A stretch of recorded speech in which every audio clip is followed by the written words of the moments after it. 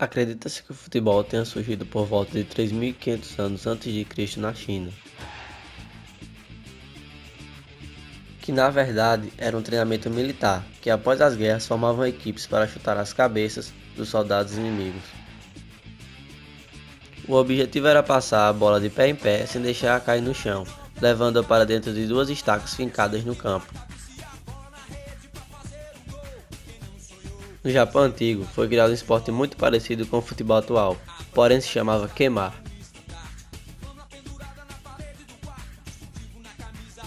Acontecia num campo de aproximadamente 200 metros quadrados. A bola era feita de fibras de bambu. Entre as regras, o contato físico era proibido entre os 16 jogadores.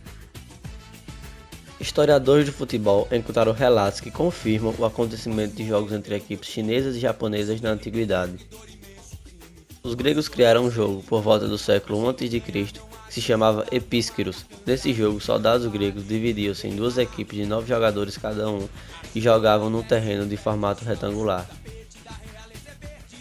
Os jogadores, também militares, usavam uma bola feita de bexiga de boi cheia de areia ou terra.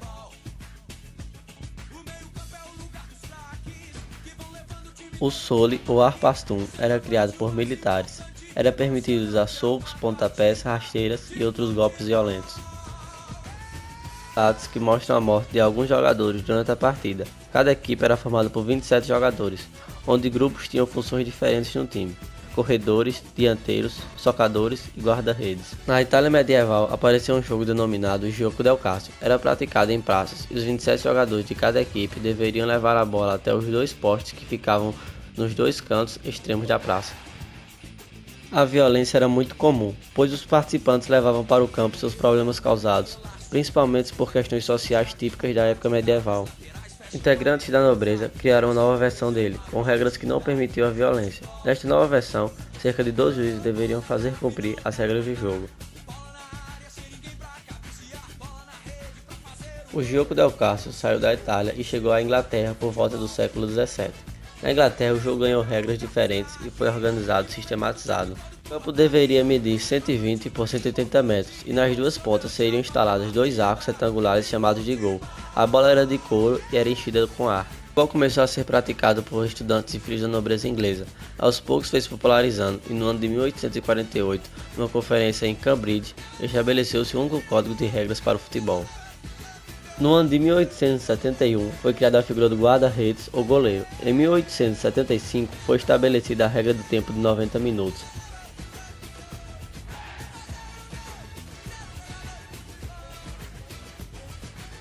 No ano de 1904, foi criada a FIFA, que organiza até hoje o futebol em todo o mundo.